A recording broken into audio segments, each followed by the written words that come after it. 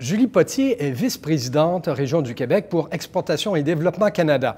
Et puisqu'il est précisément question de corridors d'exportation, nous allons aller aux nouvelles avec elle dans un instant pour Télécorrex.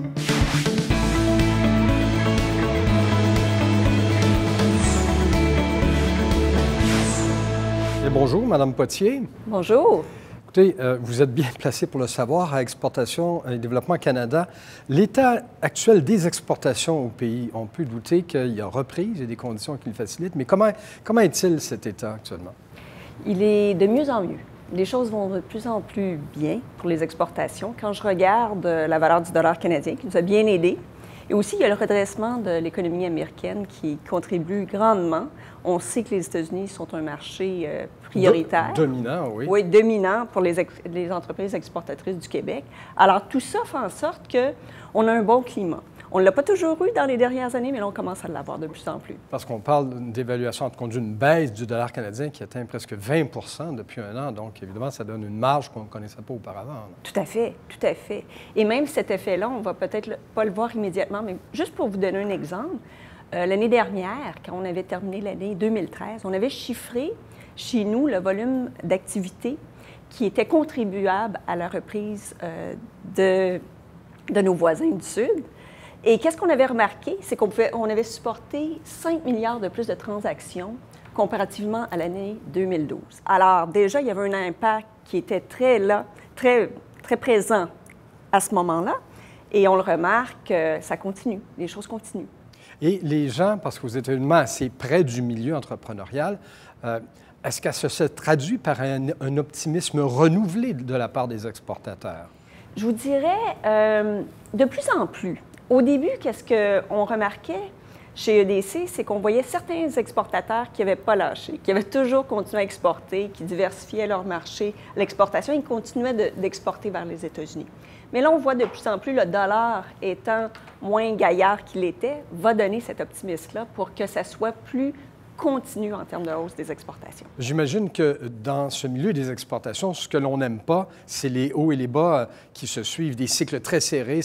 Donc, on ne va pas investir un marché pour en ressortir le mois d'après. Vous avez tout à fait raison. Ça peut prendre jusqu'à 2 ans avant qu'on soit profitable dans un nouveau marché à l'exportation. Alors, on veut que les cycles soient un petit peu plus stables pour nous permettre de mieux connaître le marché et de s'adapter. Et d'après vous, dans votre analyse, est-ce qu'il est judicieux d'aborder notamment le marché du Nord-Est? La question est évidemment inévitable parce qu'on parle des corridors d'exportation, mais ça nous semble un marché naturel pour le Québec tout au moins. Est-ce que c'est fondé, d'après vous? Est-ce que ça correspond à la réalité? Oui, pour plusieurs raisons. La proximité. Forcément. La familiarité du marché. La taille aussi. La moitié des entreprises américaines sont situées dans ce corridor. Alors, c'est proche, une bonne taille de marché, et aussi, c'est pas très loin si on doit s'y rendre. Mais les opportunités sont là également. Il y a beaucoup de biens et services qui s'y retrouvent dans ce corridor. Alors, c'est une bonne occasion d'affaires pour les entreprises exportatrices. Et une entreprise qui a ça dans sa mire maintenant, puis vous l'avez dit, objectivement, les conditions se sont améliorées. Comment devrait-elle se préparer pour bien réussir son entrée? Oui. C'est la question très importante. Il ne faut pas couper les coins ronds quand ça vient à la préparation pour aller à l'exportation. C'est une toute première fois. Il y a 2 angles très, très importants. Première chose, quelles sont nos lacunes actuelles dans l'entreprise? Est-ce que notre plan d'affaires est bien établi ici? Est-ce qu'on a un avantage concurrentiel pour notre produit aussi? Il faut aussi évaluer nos ressources humaines. Est-ce que les ressources humaines sont là? Advenant qu'il faut augmenter la capacité de production, est-ce qu'on va avoir le personnel requis pour le faire? Est-ce qu'on a aussi les capacités financières pour le faire? Et vous savez, quand on exporte, ça va amener de nouveaux défis de logistique. Alors, c'est important de bien connaître ça aussi. Alors, on revoit les aspects de notre entreprise actuelle et s'il y a des lacunes, est-ce qu'on peut y remédier facilement? Et aussi, l'autre chose, c'est qu'il faut un plan. Il faut un plan d'exportation, il faut regarder l'avantage que notre produit va avoir, quelle va être la concurrence, le budget qu'on va avoir, notre stratégie de marketing, notre stratégie de ressources humaines. Alors, il faut faire nos devoirs. Une fois qu'on est parti, ça en vaut nettement la peine. Mais ce que vous dites, là, essentiellement, c'est que l'improvisation est mauvaise conseillère là-dedans. Tout à fait. C'est sûr qu'il y a des opportunités d'affaires qui arrivent, puis on ne va pas les manquer. Par contre, quand on décide de s'investir dans un marché, il faut quand même faire un certain minimum de devoirs. Et à force d'en parler puis de tourner autour, il y a des éléments qui reviennent. Et le fait que, et je ne sais pas ce que vous en pensez, qu'on ne doit pas voir l'exportation comme une planche de salut. Exemple, ça ne va pas très bien ici, mais je vais aller à l'étranger puis je vais pouvoir rétablir ma situation. Ce n'est pas souvent là, la meilleure des attitudes. Vous avez raison, il faut faire attention avec ça, parce que si on a des problèmes à vendre notre produit ou nos services ici, bien, dites-vous que sur un marché étranger, la concurrence va être encore plus vive. Alors, il se peut, et c'est plus compliqué, et il y a plus de risques. Alors, il y a des chances que ce ne soit pas plus facile, il faut faire attention. Donc, on s'établit comme il faut, on fait ses devoirs, on a une base solide, et là, on va voir ailleurs dans la mesure où on a bien travaillé. Et là, ça prend généralement des appuis. C'est bien rare qu'on peut arriver de but en blanc. Dans votre cas chez EDC, comment pouvez-vous aider ces entreprises qui veulent exporter? On le fait de deux grandes façons.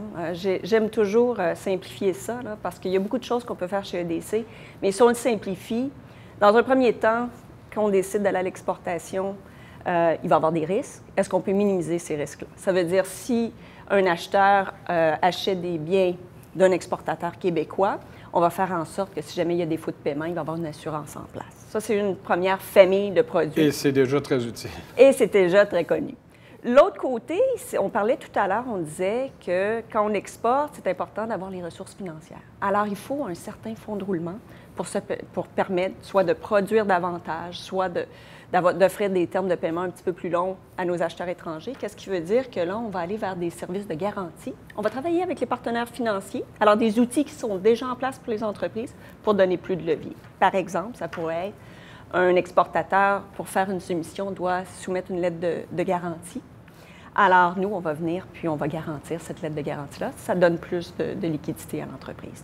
Autrement dit, actuellement, là, les conditions sont bonnes, le climat est bon, les États-Unis sont repartis, le dollar. Alors, s'il y a un moment, j'allais dire, dans les années récentes, où dans la mesure où on a des visées vers le marché américain, qu'on pourrait le concrétiser, il faudra commencer à y penser sans trop tarder. Oui, parce que de plus en plus, les États-Unis vont avoir besoin de biens et services, et si on attend trop longtemps, peut-être que d'autres vont avoir pris notre place. Madame Potier, merci beaucoup. Merci.